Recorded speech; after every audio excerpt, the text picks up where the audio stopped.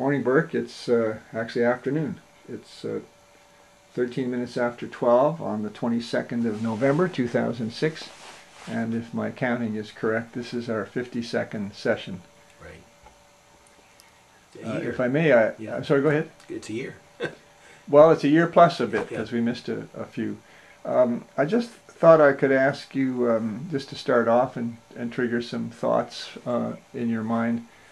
Your comment earlier this morning was a negative comment, and basically you said there's just too much going on. Yes.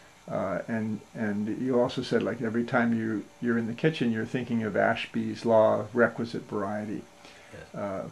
perhaps as an antidote Yes. to the problem of too much going on. Perhaps you could explain a little bit as an introduction what you mean when you say there's too much going on. Well, to give you specific examples, and then I'll go back to the causal. There are people who, if they were motivated as I am and you are, and if this took a priority, they could be of considerable help. If they got excited about this. Well, not only excited, they saw it, and they saw the priorities in their own life. Yes. And what's in it for them.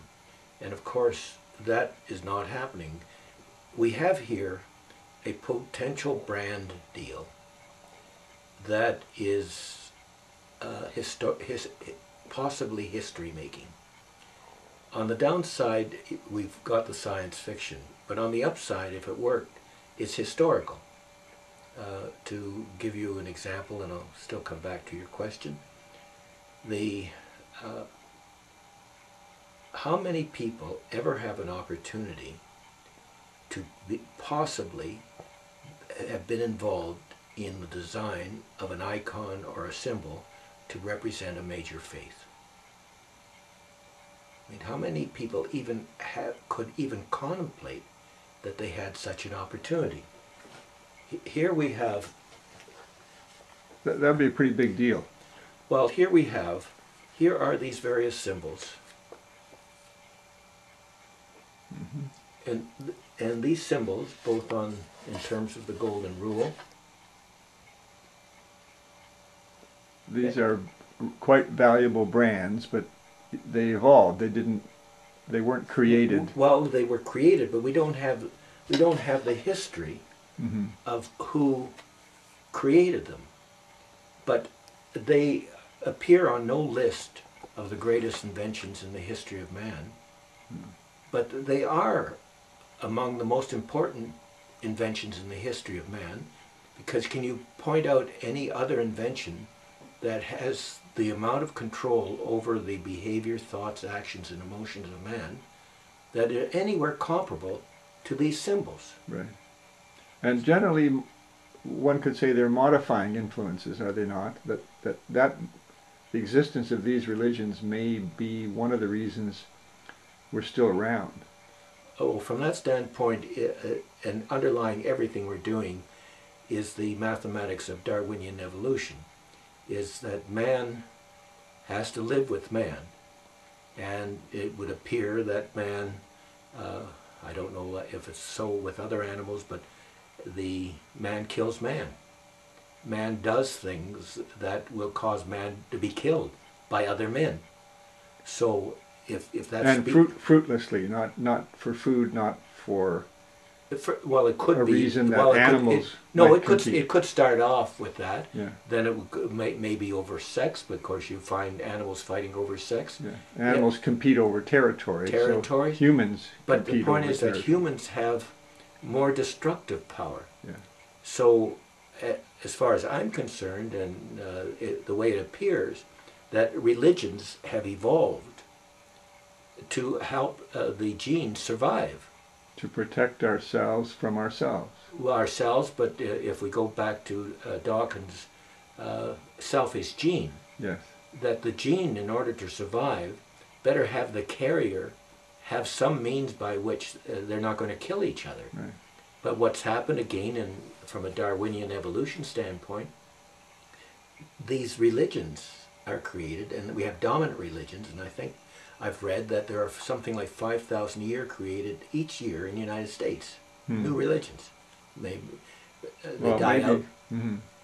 for whatever reasons they are. But if the purpose of this particular atlas, which is being reissued, is to show the dominance of these religions. And of Mm-hmm. course, how do they show the dominance? By showing the The symbols symbols. and their geographic distribution. Mm-hmm. Right? So they are symbols that represent a faith. They represent man's attempt to deal with uncertainty and to protect man from uncertainty. They represent good luck charms because of what negatives all of us face. I mean, we're in la land here, but Mm-hmm. for the vast majority of the people in the world, it gives them solace, gives them hope, gives them something to pray to protect them. Mm-hmm. So the symbol, the icon, is a brand in modern terminology. It's a brand, but it's a very effective brand. Mm-hmm. And it's a brand that is conditioned in the child, depending on what religion they're born into, Mm-hmm. and takes on this huge power. It is a way of dealing with uncertainty. Well, the characteristic change in science over the 20th and 21st century is it's dominated by uncertainty. So it now enters the category of a faith. Got it. Well, this is a repugnant thought because to most people, because they differentiate in their minds science, religion. Two extremes. Two extremes. Two poles, yeah. But in essence, once we have an understanding that we are, in both cases, we're dealing with faith, we have rather fixated religions, Mm-hmm. not too amenable to change, Mm-hmm. and we have a religion of change. It happens to be science, but nevertheless it still is a faith. Got it. And if we take a look at our own limitations, we have no alternative but to act on the basis of faith. You mentioned Ashby. Mm-hmm. Well, in essence, because our neural circuitry is inadequate to deal with the complexity with which we're faced, and we have many other limitations, both visual, auditory, taste, and such, Mm-hmm. that we live in a world that we create models. And if In order to interpret what we see, in order to understand. and also to guide our behavior, Yeah. because those models, which are most often implicit, Mm-hmm. often conditioned before we have any say in them, determine our behavior. So, what's an example of a model All that right, we well, would use to guide our behavior? well, capitalism, socialism, the isms, democracy, Each of those is a model. is a model. Right. If you live in a democracy, Mm-hmm. you believe that each person should have a say. Got it. And that say should end up in a consensus that is better than having a benevolent dictator or otherwise. Got it. For the problem they're having today in Iraq, people are not brought up in a democratic way of thinking.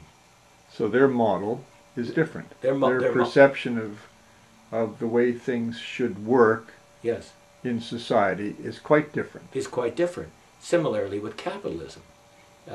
If we ask ourselves to define any of these things, we come into great difficulty. Mm-hmm. But basically, there are certain models with regard. So all of us have our models. Mm-hmm. We have our beliefs. And so what is not clear to the vast majority of people, that in this science-religion debate, and some people bring it up, but it doesn't take prominence, that in both instances we're dealing with a faith, Mm-hmm. a different kind of faith. But we're dealing with a faith where there is a high intent, certainly on governments and industry, to imbue the coming generations with this faith. Why? Primarily, it's a technological age. And if the populace is not technologically sophisticated, Mm-hmm. they're not going to be able to compete with those who are more technologically sophisticated. Got it. But this message hasn't gotten through to the public. It's primarily on the educators, the politicians. But there is no emotional appeal. In other words, you don't see anyone on the street saying alms for the love of science, alms for the love of mathematics. it doesn't have the same effect as cancer, heart. Mm-hmm. So we know from our study of the psychology of religion that central to any successful faith are these symbols. Mm-hmm. You can ask yourself the question, can any faith possibly be successful without these symbols? And the answer is no. No. Why do we need these symbols? We need them because in any faith we're dealing with that which is beyond our senses. We're dealing with experiences that are not available to our senses. So over practice and evolution, they've gone out of their way to make the thing available to our senses continuously. You look at the edifices, you look at the constant going to church, Mm-hmm. the various things around the house, anything that will help make that which is intangible and transcendent real. Mm-hmm. Well, we have the same thing in terms of science, but because of the prejudice that exists, they're not identifying the proper problem. Mm-hmm. Here then, what we're doing, and which I say there's a win-win situation, what I'm just saying is all wet. Even if it is, it makes a very good science fiction story. Mm-hmm. And that's intellectual property. If it is correct, then we have the basis of what is essential and missing in the faith we call science. We are very fortunate to have been involved in the invention of a central icon that can possibly compete with this one. Mm-hmm. And in turn, if we ask ourselves, there's so much going on, how do we differentiate what we're doing from everyone else? What's our product plus? Well, practically everyone else is concentrating on words. They are, to a certain extent, concentrating on computer simulations, which are good communicators, but they're, at the present time they're not that available. They're going to become more available because, mm-hmm. as you've seen from the material I've sent you on the web, mm-hmm. so that's going to be helpful. But they have models which are the implicit models made explicit by computer demonstration. Now those models are based on certain assumptions, the same as what we're doing. But this has the potential of becoming one of these. Mm-hmm. Will it? Only time will tell. But the point is we have a lottery ticket. Mm-hmm. Who in the world ever has that? And we have more than one lottery ticket because the causal coin, both this could be a good luck symbol. Not could, it must be. And the causal coin, similarly, a good luck symbol. Mm-hmm. And so we will focus and saying, well now, how in the world are you going to get it up to the status of a good luck symbol? Well, if some of the richest people in the world say that inherent in this symbol is the secret to their wealth, mm-hmm. I think it's a step in the right direction. Now, I'd like to come back again. All right, so here I'm one particle in a, here's my model. I'm one of the particles in here. And I have an idea that I want to be over here, and that's winning. That could be wealth, because the more I'm over here, the more wealth I have and the more discretionary capital I have. Mm-hmm. But I want to be over here because in turn, if I'm right and it is a contribution to mankind, that means this event over here, the improbable event comes into existence, the symbol comes into existence, and man and future generations are better equipped to deal with uncertainty mm-hmm. because they have the tools necessary to do so. But in trying to get over there, all right, now what's happened to me, because I keep on asking myself, why do I repeat myself so much? Why do I have trouble just controlling my own behavior? Well, we all live in an environment that is designed to elicit the wrong behavior, not intentionally. Wrong in what respect? Because leading our lives from what is available within this demonstrator is a heck of a lot different than trying to lead our lives from a view over time watching what goes on in this demonstrator. Mm-hmm. You Follow? Right. So what's an example of a wrong behavior from society's point of view?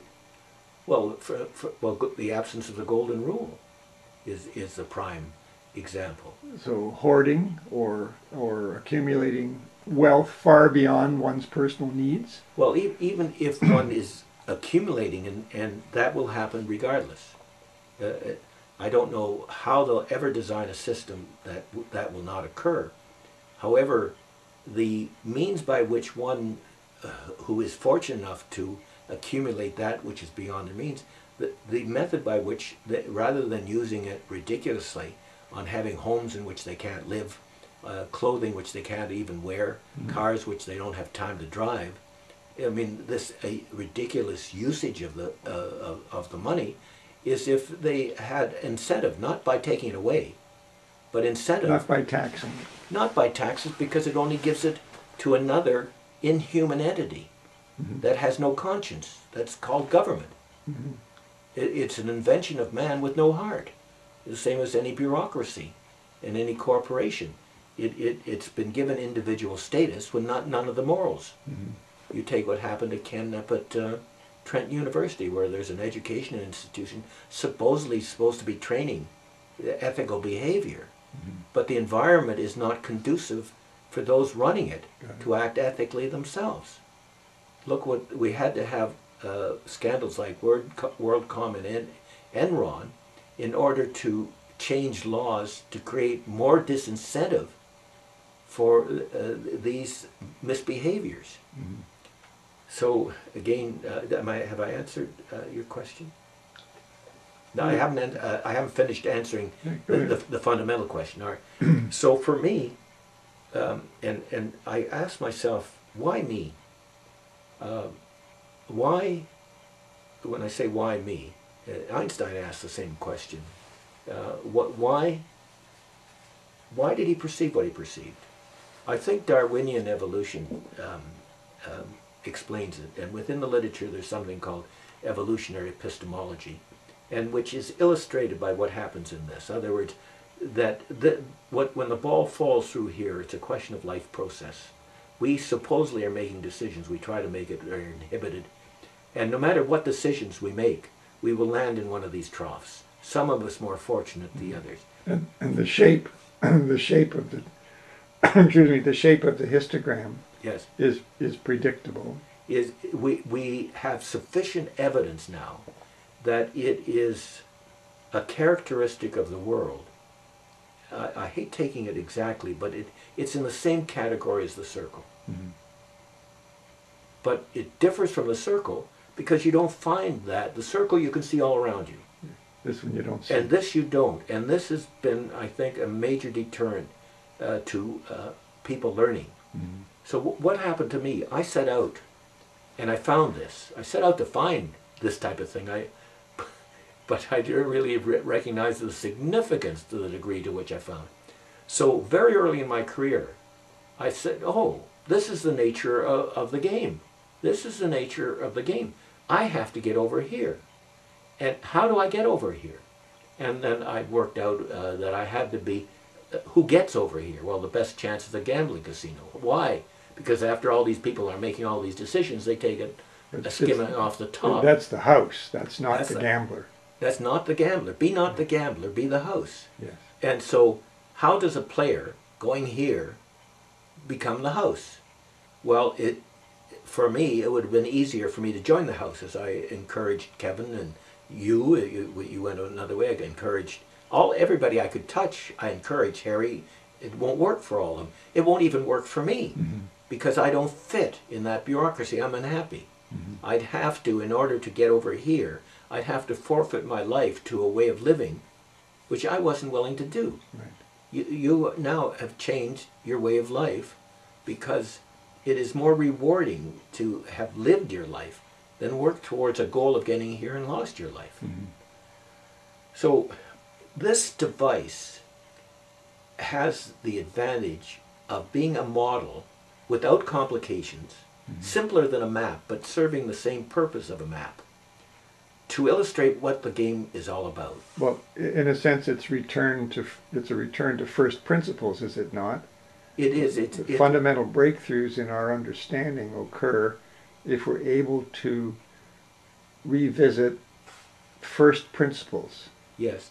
Well, one thing we don't see, we're born into a game that started thousands of years ago, and it's going on today, and we have to figure out the nature of the game. But we're not present at the beginning. Right. Now, at the beginning, we can make certain assumptions. At some point in time, everybody was equal. Yes. Okay. But depending on what you're measuring, of course. Yes, but let's assume for a moment that everyone was equal in wealth, because wealth is one place where we can get data. You can count things. Yes. We know we're not equal.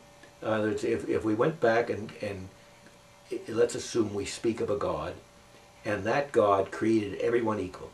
Equal in height, equal in weight, equal in running ability, equal. This is a thought experiment. Right. It's like Einstein's thought experiment. It may be an impossibility, but it doesn't stop us from thinking about it. Right. So we started off, everybody was equal. And in turn, but then everybody had to make decisions at various decision points. And they made the most intelligent decisions they can on the models they had in mind.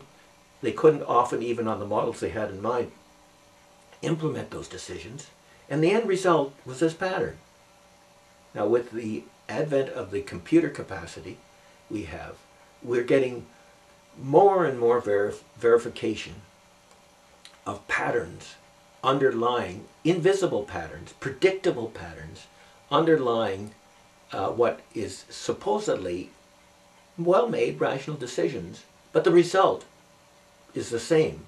Where the people will land in the pattern is not the same. And this is coming more and more to the forefront.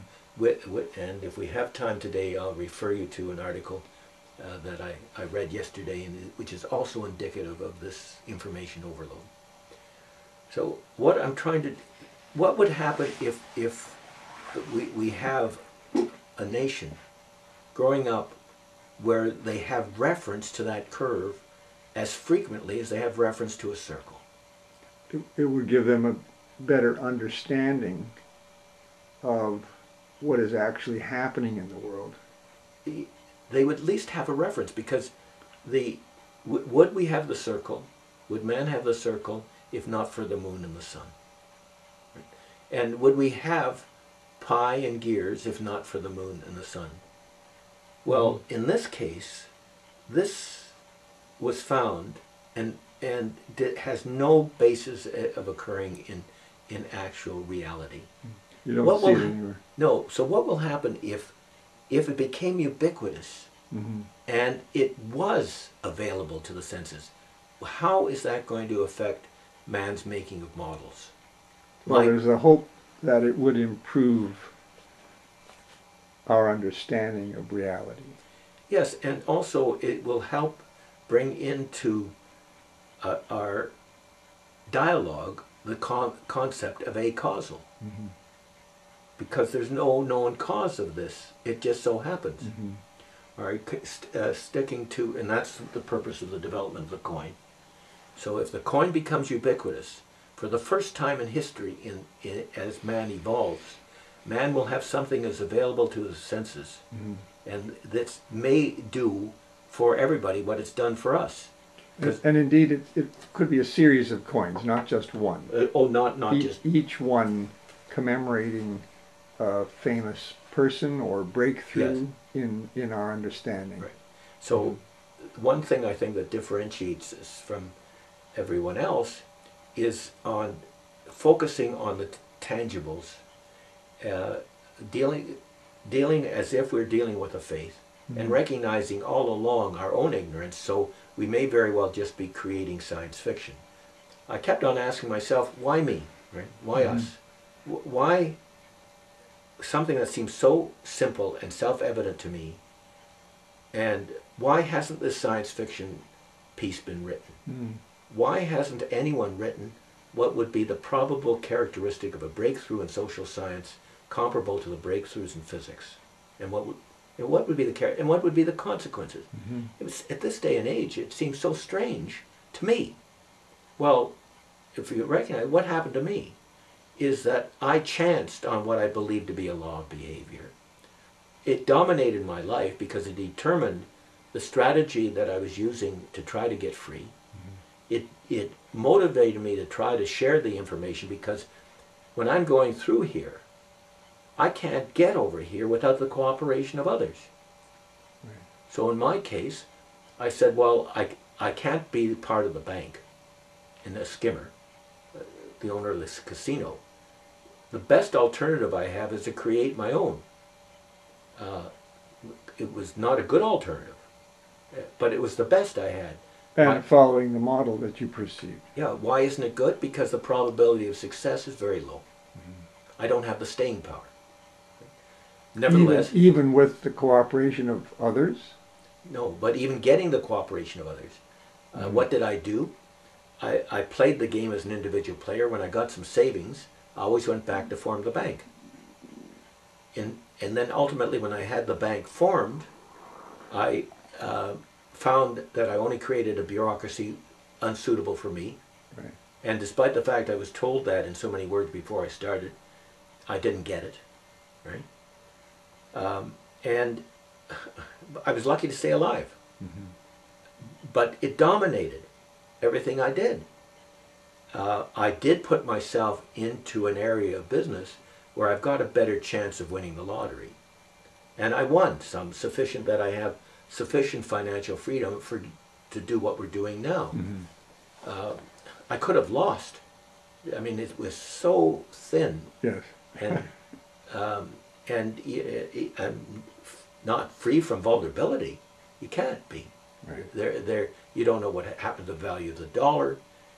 Ken's entering into a lawsuit. Who knows what the opposition will do to try to create problems? You know. You're going to knock on the causal. You got to knock on your. And by the way, this knock on wood, which is rather interesting for a Jew, mm-hmm. Is I understand the origin had to do with the cross. When you knock on wood, you're knocking on the cross. Oh, I see. And since it was a Jewish guy on the cross, I figured it's okay. Anyway, a very Orthodox Jew too. He wasn't very good at math, though. Well, I think that he would be a. Wasn't that why he was on the cross? But I think he'd be a before recognizing what's happened because of him. Yeah. And in turn, I still like the statement, what shul would he go to when he came back? But anyway, leaving it as it stands. So we have this device, in still sticking to your original question about people being too busy. Let's take exactly what's happening. First of all, the information pertaining to this crosses every discipline.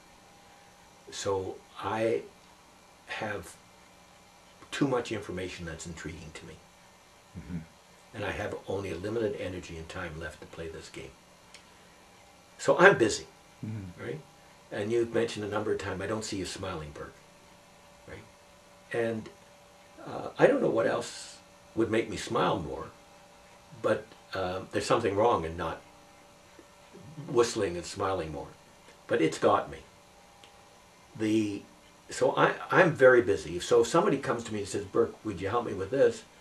I can't do anything. I mean, I've got my priorities. Yes. Right? So similarly, what's happening? I write Julian's. We first started with one brand person. Mm-hmm. That brand person wasn't of the belief system, a fine person, but there was no turn on for him. Yes. Total. Ian, fine person. Then now we've located another one who has reason, but he's too busy. Mm-hmm. I mean, we're giving him, despite what I sent him, he sent me back and says, now what is it you really want? Mm-hmm. Now, it's in there. It's in the opening phrases. I will go to it. because it's extremely important. I find myself repeating it. Yes. It says, no, got the wrong one.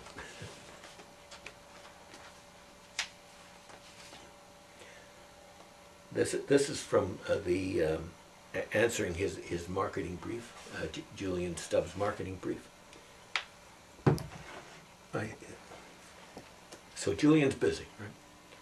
And he asks these questions for his marketing brief.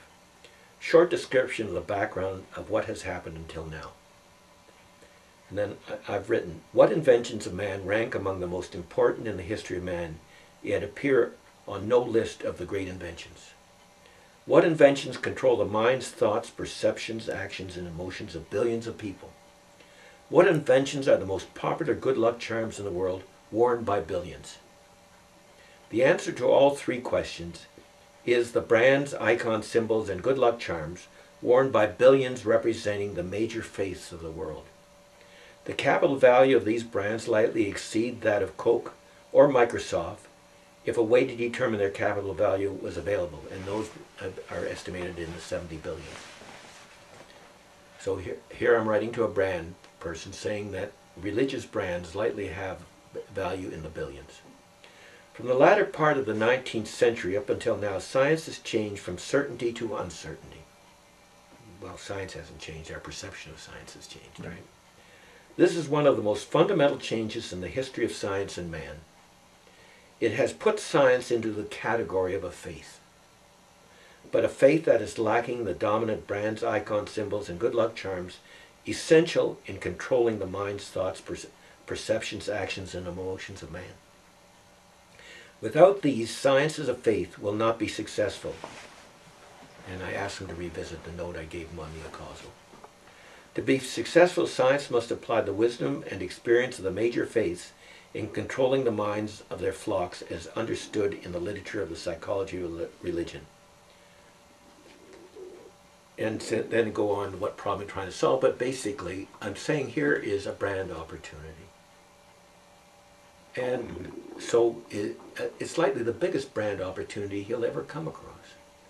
And in turn, it is applicable and relevant to one of his major clients. One of the reasons I went to him is the American Association for Advancement of Science. His client, but yet he didn't pick up on the... Well, the point is he's too busy. I see. And in turn, he writes back, Burke, but what is it you really want?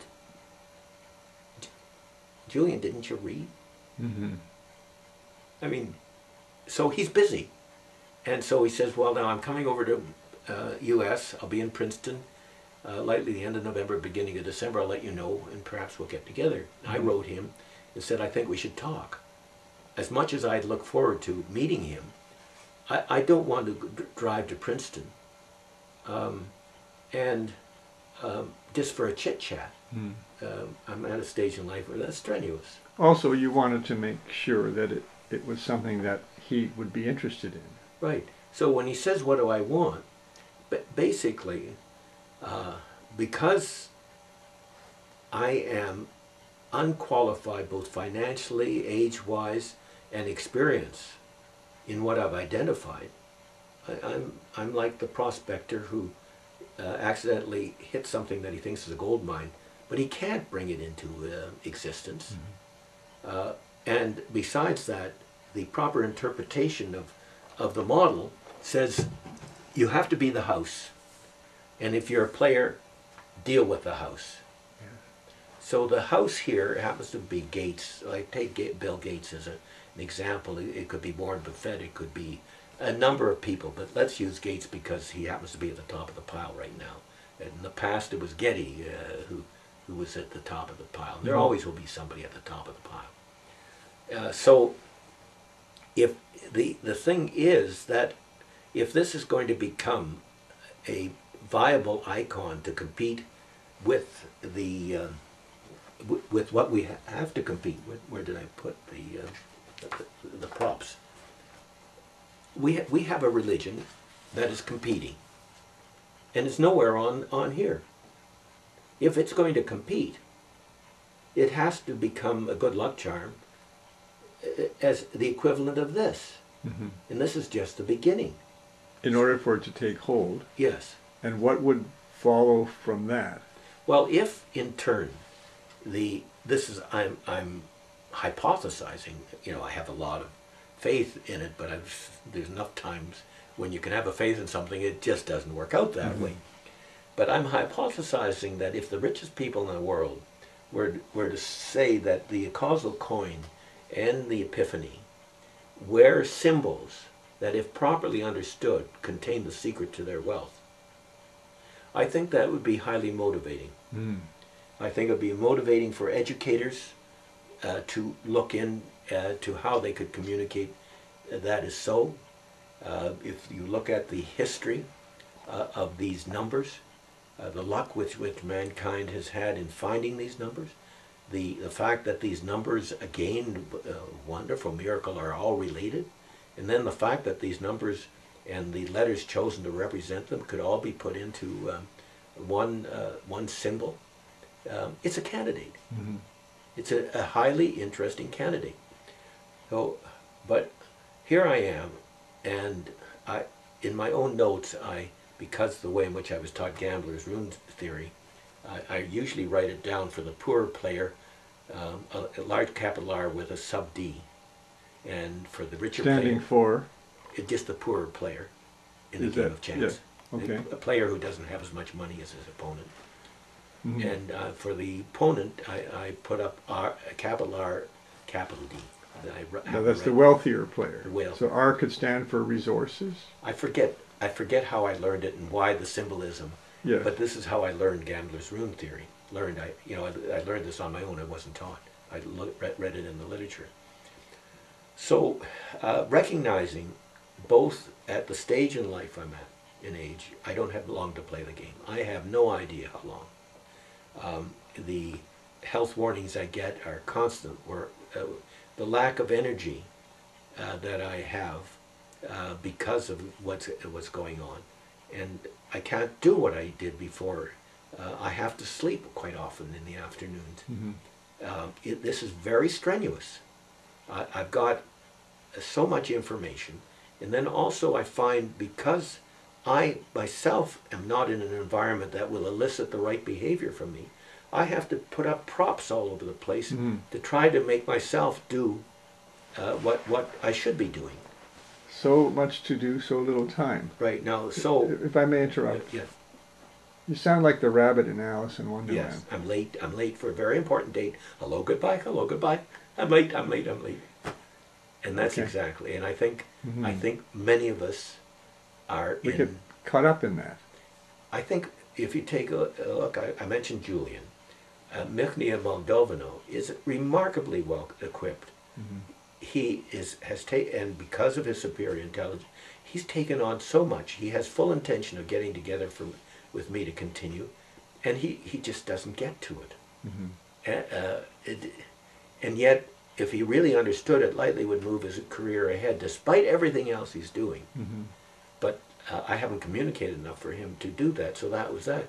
This woman, that I wrote to in Washington, and she had all the notes I sent to Julian, but she said, no, I'm too committed on other things. So, well, we should recreate the Illuminati. The Illuminati. Well, apropos of that, perhaps McKinsey may be, because the two authors, both Eric Beinhocker and Matthew Miller, are both from there. And now, to give you an example, I got in touch with Leslie, and Leslie was busy last week. She says, I'll call you this week. Right. Right, it's Wednesday. I haven't heard from Leslie.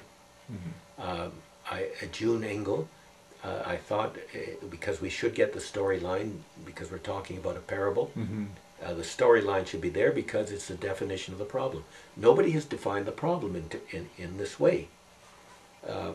So, and since we know a major step towards a solution to the problem is defining it, and if it hasn't been properly defined.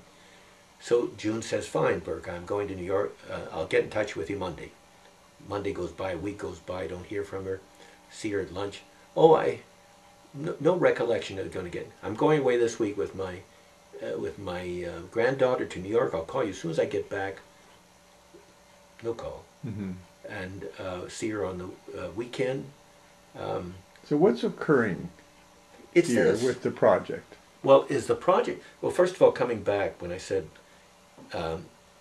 this to me only illustrates what's going on here. All The right. particles are bumping into each The other. particles may all have their own agenda. Yes.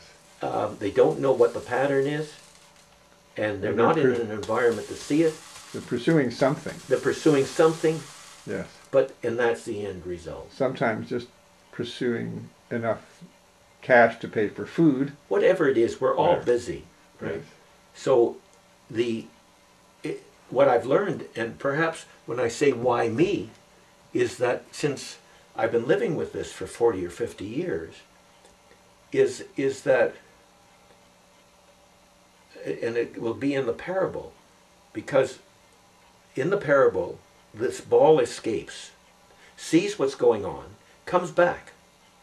Mm-hmm. But now what he sees is a memory. It's not real, it's not available to the senses. He's in, or she's in, an environment that is in conflict with that picture, Mm-hmm. but is nevertheless true. So it's paradoxical. So this person knows that where he wants to go, but in turn is in an environment that is not conducive both for him to act properly, or is it conducive to communicate to others because the others haven't experienced. And when I was thinking this morning and making some notes, what's our product plus? Mm-hmm. How are we different? And where everybody else is using a lot of verbiage, a lot of complicated models, Mm-hmm. we're using what's available to the senses, and we're focusing on what children have to have. So, and we're dealing with historically what worked in the faith. Mm-hmm. So if somebody says, what are you doing? Now, in 2006, I can hold up two objects, and I'm doing this. Mm-hmm. If you want to know more, I can explain more, but this is what I'm doing. Right. All right? If you said to Eric Beinhocker, what are you doing? He might be able to hold up his book and say, I've just done this. That's quite...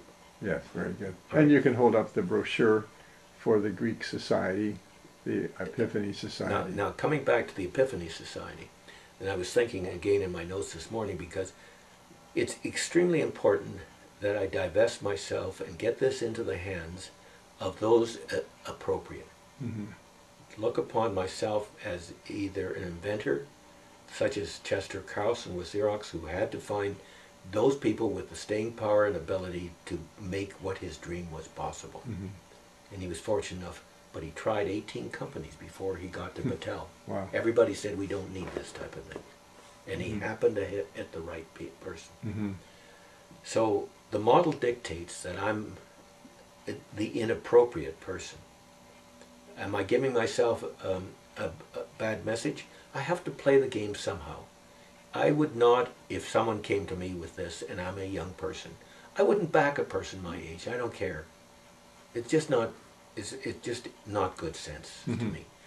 So I was thinking, and I try to put myself into an environment that will elicit the right behavior for me. This is why I went to the patent attorney, because we are dealing with invention. Mm-hmm.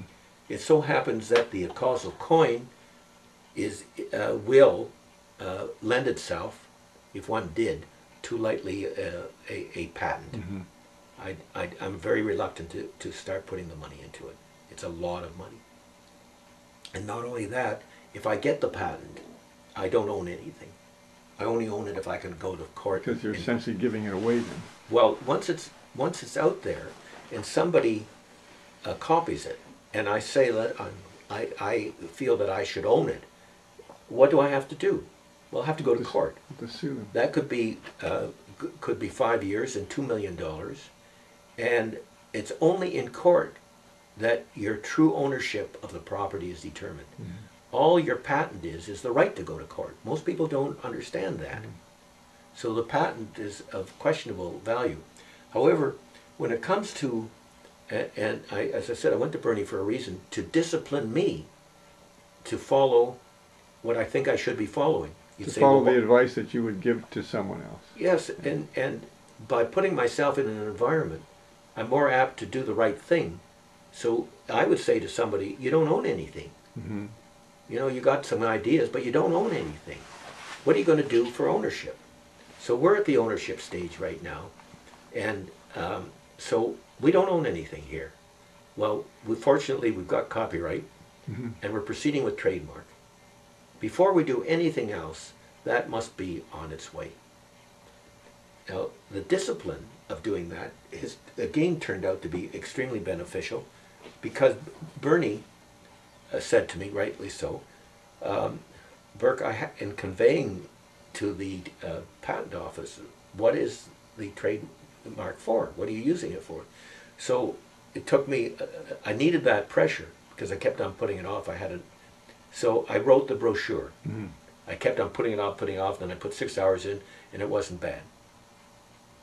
So I want to edit that brochure, but what it tells me, and I don't have to get involved in the history and all the reasoning we've had in this conversation, the brochure itself says what the society is, and that basically we want every child in the world to experience a meme and an epiphany.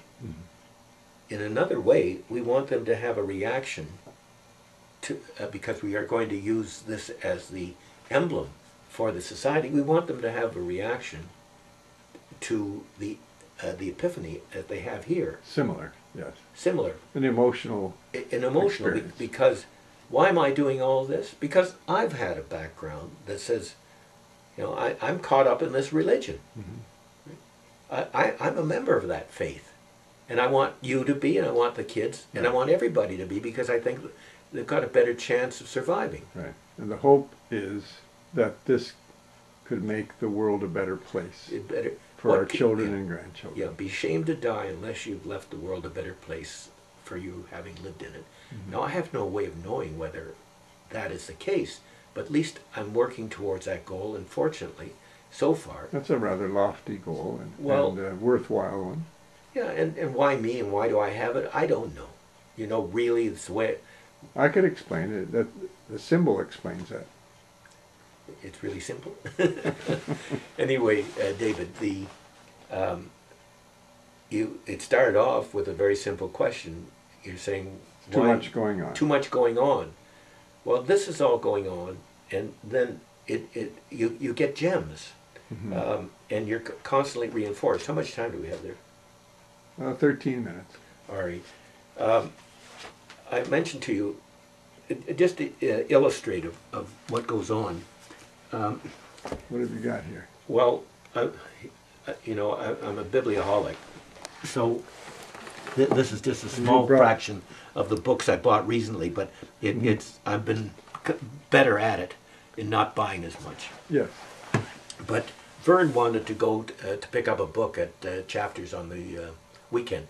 So I went in, and of course, you leave me loose in a bookstore. I went over to thinking, I'm not going to buy anything, but I want to see what's new, because is anybody on the same wavelength I am? And what section did you gravitate to?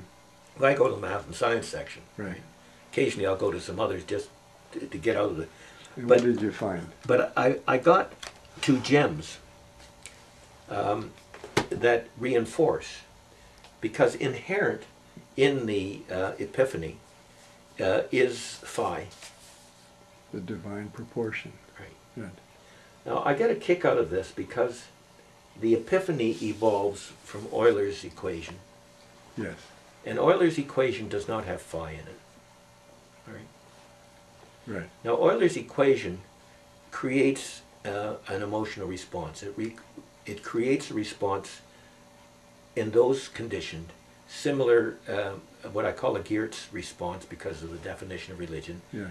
And it's well depicted by John Casty's statement. And that you will find, I would imagine, of the populations of mathematicians, particularly in the world, and a lot of other people in science, you'll find if you show them Euler's equation, that they'll react in an emotional way. And so that's interesting. But in turn, E, pi, and I, 1 and 0 is accessible to the public. But E, pi, and I are not that meaningful. They are not like 1 and 0. No. And they're not like the sun and the moon. There is a learning curve involved because none of them occur really in nature. They have been abstracted the same way Right. as that pattern has been abstracted. And the history of man discovering them is really extremely fascinating. But phi is in the same category. Phi is a number that is in the same category as these other numbers. They're called irrational. They should never put names on the thing, but they're numbers without end. Mm-hmm. They are, nevertheless, they're numbers. So, many years ago, and you know the story, how I created the change in Euler's equation. So if I met somebody Mm-hmm. who laughed, I knew I could start talking to him about this Right. subject matter. Yeah. And because of my grandchildren, when they asked me, does phi have anything to do with what you're trying to teach us? I changed Euler's equation to what I now call the golden equation. Mm-hmm. And why that? Well, I put phi into it. Well, how can you put phi into it? Oh, Well, mathematical joke. but the point is, phi is an exciting number. Mm-hmm.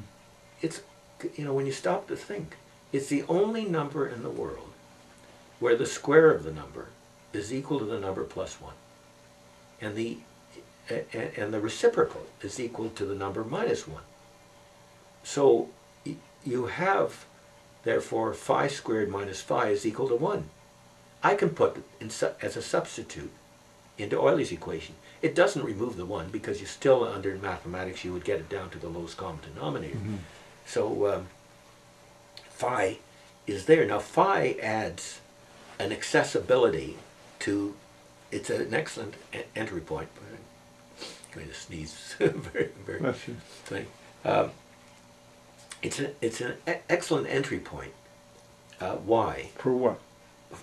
It's a bridge. Phi, in a way, is a bridge between science and religion. It's interesting. Why is it called the divine proportion? Mm-hmm. And we haven't got time to go into it, but the books related to it will more than adequately explain why it is called the divine. But the point is, like the sun and the moon, phi, although you can't see it the same way as you can't see pi, is inherent in much of nature. Right. And you will see the chambered nautilus most Mhm. often on many mathematical popular books, because inherent in this is phi and e. Mm-hmm. It is, and in this case, the book is beautifully illustrated and is, in a way, if someone wants an introduction, one could also almost start off in discussing phi. And by discussing phi, you in history, you will find out how mathematics and the divine permeated much of religion, and only became unfashionable when emotion became unfashionable, reported in science. Mm-hmm. But that the book, Mathematics and the Divine, which is a very expensive book, and I brought it up before, goes into phi, Mm-hmm. but it is a good way. Now, there are a number of books out on the golden ratio and phi. This one I picked up because it's so well illustrated, Mm-hmm. and the more examples the better. And of course, again, what happens, I sent a note to the publisher because I want to speak to the author. Why do I want to speak to the author? Now my life's getting complicated again, all right?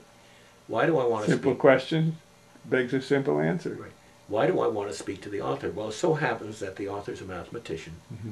but has had a spiritual journey, Mm-hmm. spent much time in India, and writes spiritual sorts of books. I'm curious of what the author's reaction will be to the Epiphany. And what was her epiphany? I don't know. You see, this is, That's I good really question to don't ask know. her. But the point is, I still have had limited number of people who I've exposed this to, but very, very few have reacted in the appropriate manner. What you would like to be. Yes, Sarah did. Yeah. Brad Tetzloff, who's done the font for me. This chap out west in Edmonton and Victoria did. But I still had, and I thought that mathematicians in general would, and I didn't get that.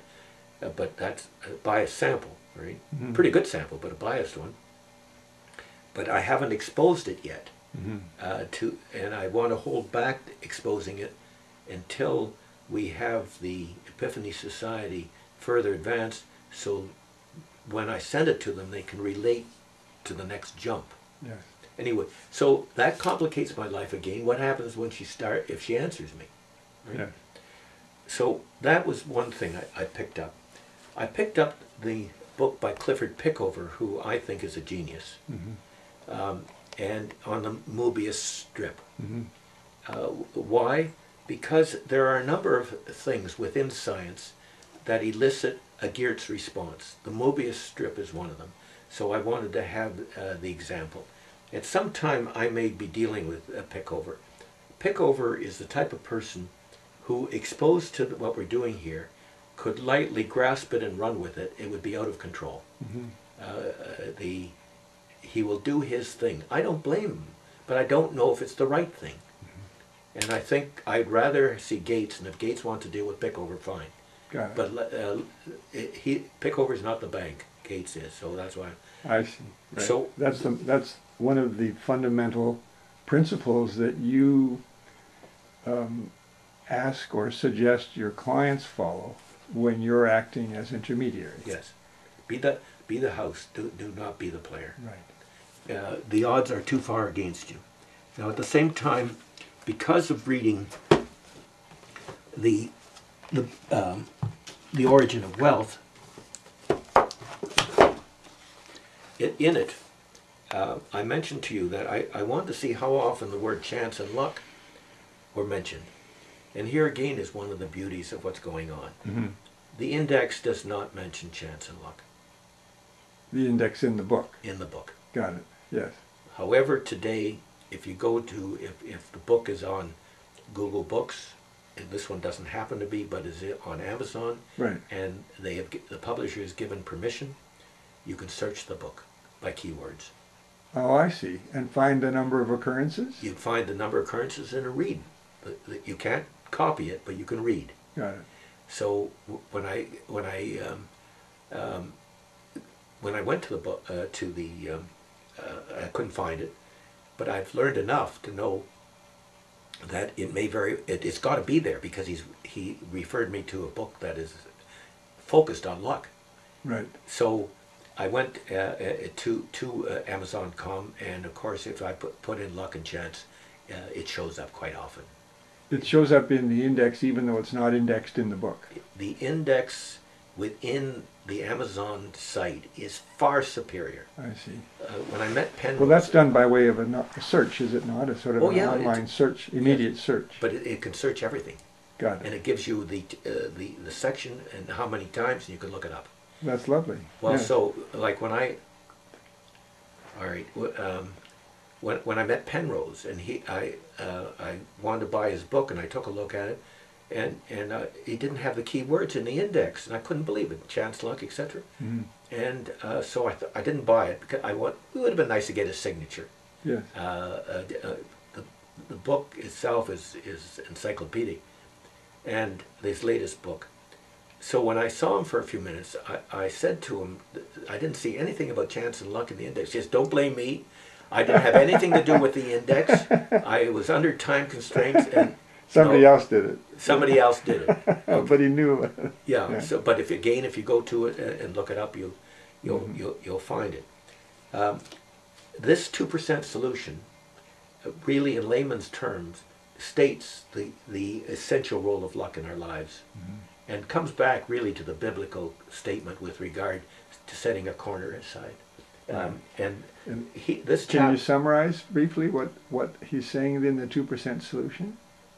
Basically, if $2 if we set 2% aside of our gross national product, Yeah. we could take care of all the inequality. Worldwide.